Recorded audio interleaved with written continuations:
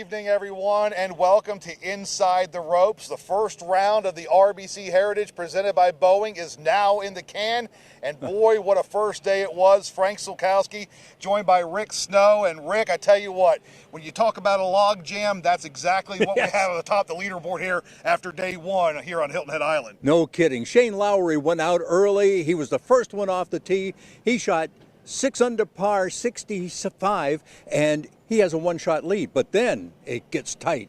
There are 5 just a shot back, 8 more, only 2 back, and there are a lot of them under par. Well, then you got some big names in the golf world lurking, still well within striking distance. Talking about the Matt Kuchars, Dustin Johnson's there. Jordan Spieth didn't play like he wanted to. Yeah, even but par. Still, even par, not bad. And then, of course, we have our local guys. Brian Harman, even par Right. after today. Mark Anderson, 2 over par. Still in the thick of things if he can make it and make something out of his second round tomorrow. Yeah, this is going to be a little touchy tomorrow because the forecast is not good. Now, normally you would expect the ones who played in the afternoon in the wind would have a calm morning, and the ones who played in the morning and shot the low rounds would have the wind in the afternoon. But tomorrow, anybody's guess what kind of weather is going to be. And again, Rick touched on it. Shane Lowry, he was one of the first golfers off the tee, 7:20 this morning. Yep. He was off the tee, and he quickly made short work of the course. Again, carding that 6 under score, and he has a 1-stroke lead after 1 round of play. Let's go ahead and jump into the first round highlights. Big crowds on hand for Thursday's first round at Harbor Town. We begin with Buford's own Mark Anderson, the former South Carolina Gamecock. Going to sink the birdie putt at the par 4-6 hole. Anderson 2 over on the day. How about former Georgia Tech standout Stuart Sink? He's going to pick up the birdie at the par 5 fifth. Sink even par Thursday. Ernie Els, always a fan favorite on Hilton Head, going to sink the 11-foot birdie putt up at the par 5 15th. He was 1 over on the day. Stay right there at 15. How about the approach by KJ Choi? He is going to stick it within 10 feet. Ends up with the birdie. Choi with the 1 under 70. Webb Simpson always plays well at the Heritage, chipping from just off the green at number 5. Simpson going to put it nice and close, picks up the birdie there. Very next hole, another birdie attempt, another birdie for Webb Simpson. He was 2 under par on Thursday. Jordan Spieth, well, he wasn't having that same kind of luck at Harbor Town on day 1. Back at 5. Spieth going to miss the makeable birdie attempt. He's going to show his frustration just a little bit. He was even par for the round. Past Heritage champ Matt Kuchar looking for the eagle at the par 5 second. He just misses, settles on the birdie. But as always, Kuchar in the mix in the low country. Stay there at number 2. The number 1 golfer in the world getting off to a solid start, Dustin Johnson, going to convert on the birdie putt. Kevin Streelman with a solid round of 2 under 69. Streelman with the flat stick working at number 6. He's going to bury the 20-foot birdie putt. Hey, remember Sam Burns? Yeah, the winner of the very first Savannah Golf Championship. Well, how about this round Thursday? Burns going to make the birdie at the par 4 9th, his finishing hole, and he's at -4 after day 1. Trey Mullinax near the top of the leaderboard, the former Alabama Crimson Tide star with the beautiful approach at the par 5 fifth. He would tap in for the birdie there. Mullinax in the hunt. After 1 round, he's 5 under par. But the man setting the tone early on day 1 was Shane Lowry, the Irishman, going low on Thursday. Lowry from the bunker at number 5. That dog going to hunt. He's going to pick up the birdie there. Then at the par 5 15th, how about Lowry's approach? Nice and tight. Can't get much better than that. Going to lead to another birdie. Shane Lowry carding a 6 under par 65 Thursday to set the pace early at the Heritage. All right, let's go ahead and take a look at that first round leaderboard again. Shane Lowry, your leader after 1 round of play. That 6 under 65, and then you have a big pack of guys 1 stroke back after 66s here on day 1. Rick, a big old log jam there, guys, at -5. Absolutely. Trey Mullinax, Daniel Berger, Luke List, Ryan Moore, and Ryan Palmer all playing great golf. Ryan Palmer had an eagle putt on number 9. He could have been tied for the lead on his last hole. If he had made that, he only had about an 8 or 10 footer, but he didn't quite make it, but he still birdied it to get within 1 shot. And then, as you said, Sam Burns, who won the Savannah Championship a year ago, heading the group at 4 under. A lot of names on that list, including Scott Piercy, Kevin Na, Billy Horschel, Patrick Cantlay, Rory Sabatini, all those guys carding 4 under 67s during Thursday's first round here at Harbour Town. Right now, we're going to send it over to our Amy Zimmer, who had a chance to catch up with some of the guys atop that leaderboard. Amy. Thanks, Frank. It was the morning group that stole the show, shooting low scores, as they didn't have to deal with the rain and wind that came later in the afternoon. We caught up with some of the pros after their opening round, including leader Shane Lowry. Take a look.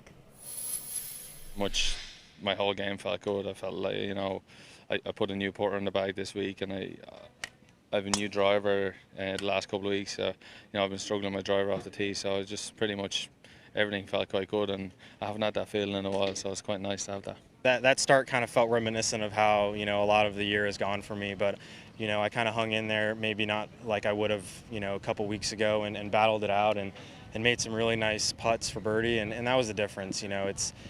I found that you have to be patient out here, especially on a golf course like this where the wind's really tricky. So I kind of hung in there and made some nice putts. This is one of my favorite stops on tour all year, so to have a good finish finally last year definitely built some confidence. And I'm just going to take each round as it comes, and hopefully, weather depending tomorrow, get out there and repeat today. All right, yeah, I played pretty solid. I really didn't hit it that great, just kind of left it in the right places, and I think that's important around here. Just a solid day on the greens for me. I made a lot of putts today, and today was the key to get off to a good start and have a good round, because knowing what we're facing tomorrow, I believe, with the winds. So that was the goal today, just to have a good round and set myself up for tomorrow to just kind of go out and survive, I think, what we're looking at. So I'm excited. Still to come on Inside the Ropes, we'll catch up with Beaufort's own Mark Anderson and bring you more sights and sounds from the RBC Heritage. You're watching Inside the Ropes. Stick around.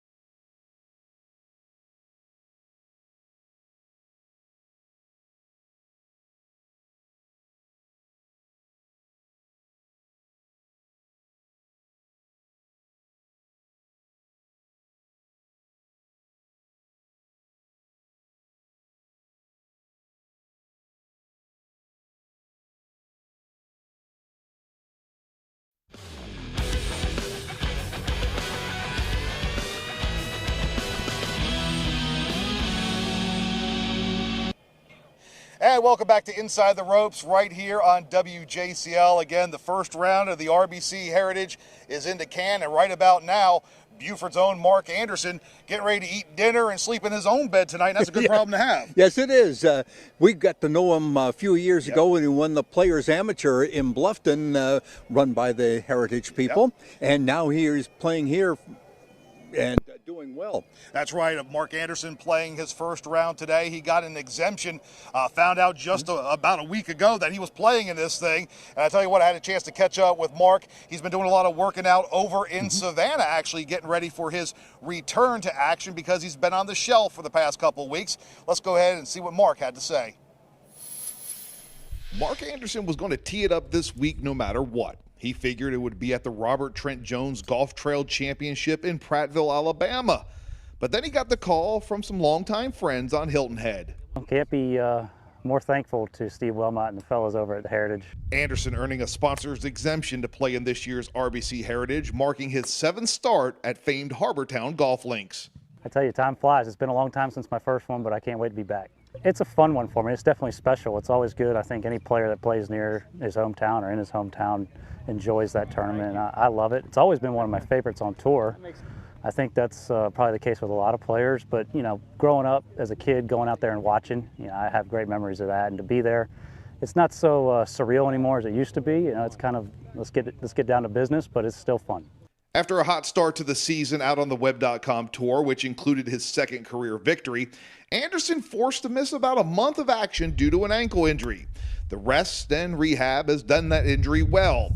As for his game, well, recent visits to Savannah to work out with Andrew Rice at the club at Savannah Harbor, well, they have Mark feeling pretty good heading into his homecoming at Harbortown. We've worked the last couple of years on just simplifying the game, becoming more consistent.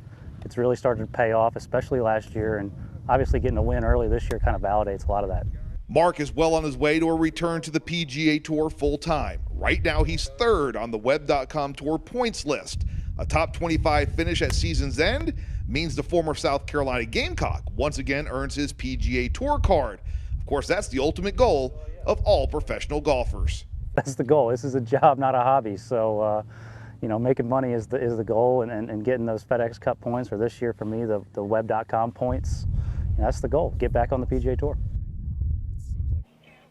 Mark Anderson going to have a little bit of work to do when he hits the course on Friday. Mark, 2 over par today. Played well on the front side, finished the front side even par, but then the back side, he gave a couple back. So Mark Anderson, 2 over par, day 1 here at the Heritage. And Savannah's Brian Harmon finished even par today. He went to 18, 1 under par, and hit his 2nd shot in the marsh.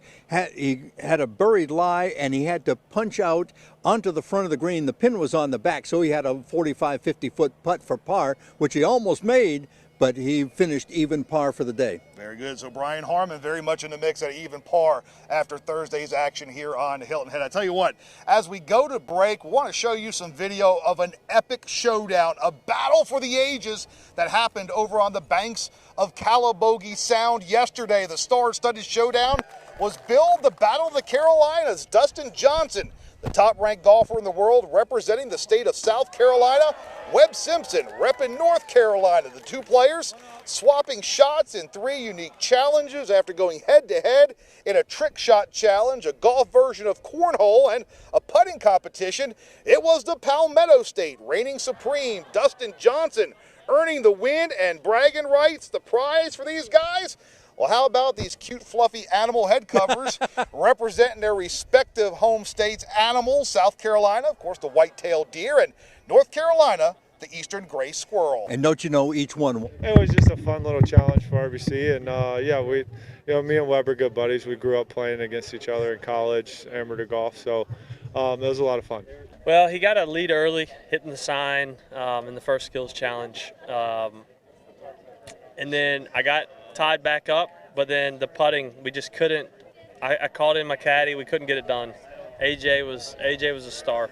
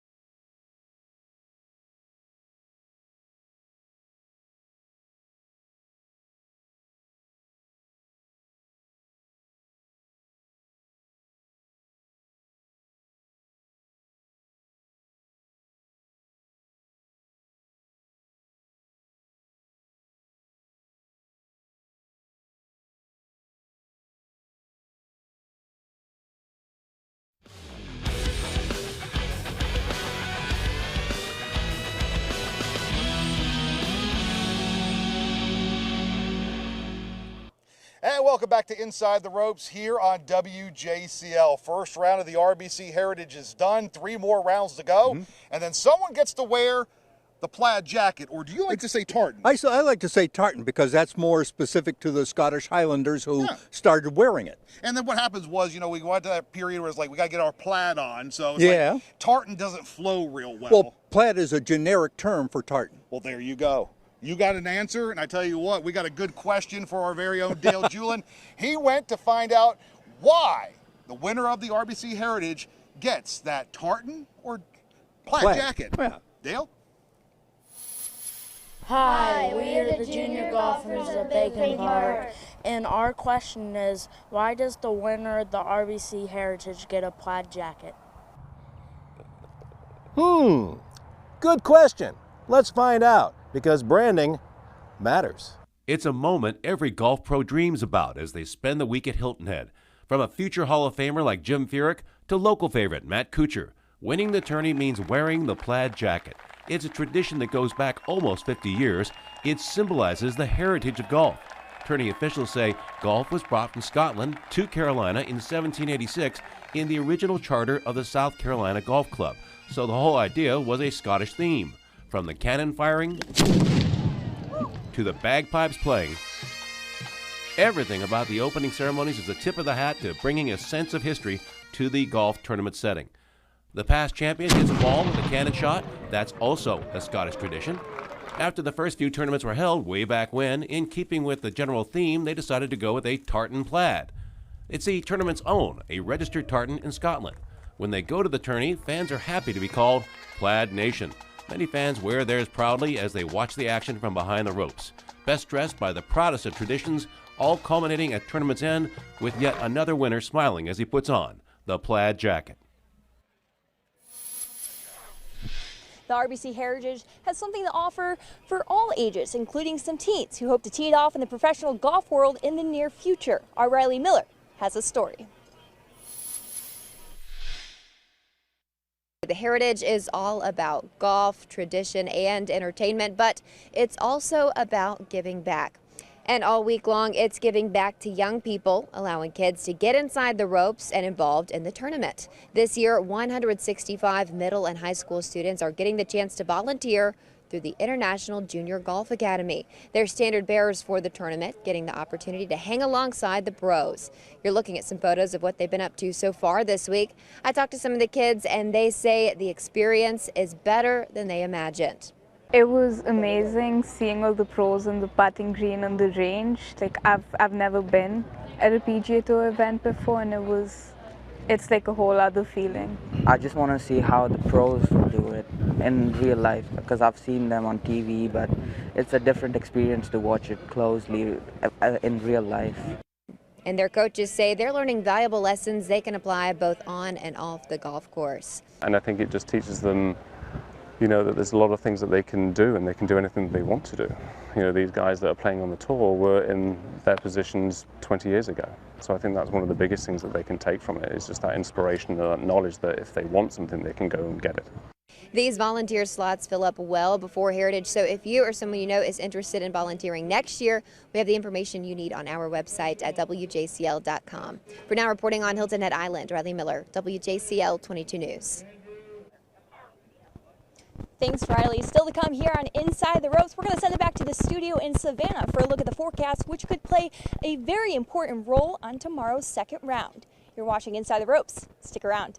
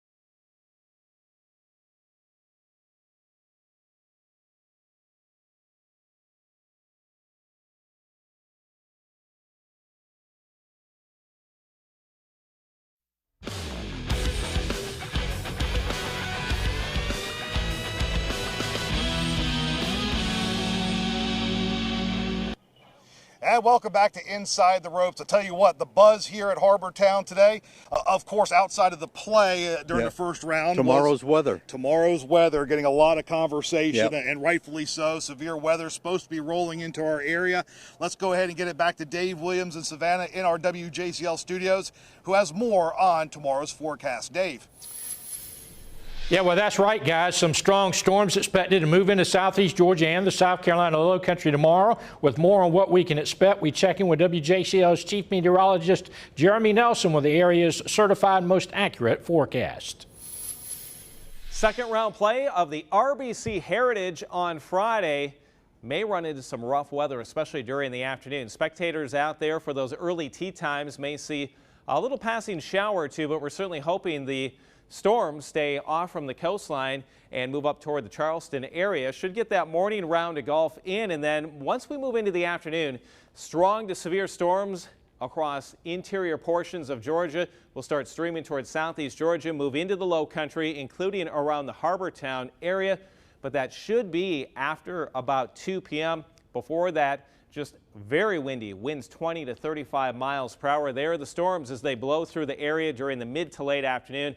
Should start to dry out for Friday evening, and the good news is when we look at the forecast here, once we get past that rough stretch of weather on Friday afternoon, a drier look for Saturday and Sunday. Easter Sunday looks perfect, sunshine and 74. Back to you.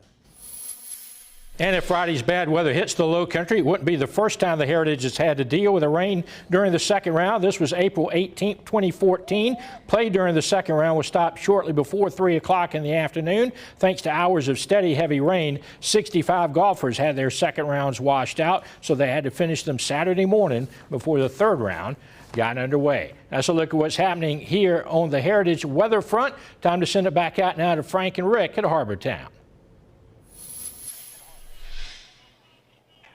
All right, thanks so much, Dave. So as we wrap up day one, the first round, Shane Lowry, your leader here at the 51st RBC Heritage. One-shot lead over 5 other players who are all gearing up for tomorrow, a lot of them will be going out early. And, you know, some of these guys have a low number in mind before the storms. That's right. 39% of the field going under par today. That's amazing. That's a lot of players under par, and a lot of other players were even par. You're going to be shaping up to be an exciting Friday, Saturday, and Sunday out here at Harbor Town Golf Links. And, of course, we'll be here to bring you all the action. Don't forget, Inside the Ropes returns tomorrow night, Friday night, 7:30, right here on WJCL. Then looking forward to Sunday night, we'll have the tournament recap special at 11:30 p.m. Sunday night during WJCL 22 News at 11. Let you know who wears the tartan, plaid tartan. There you go. Somebody's winning it.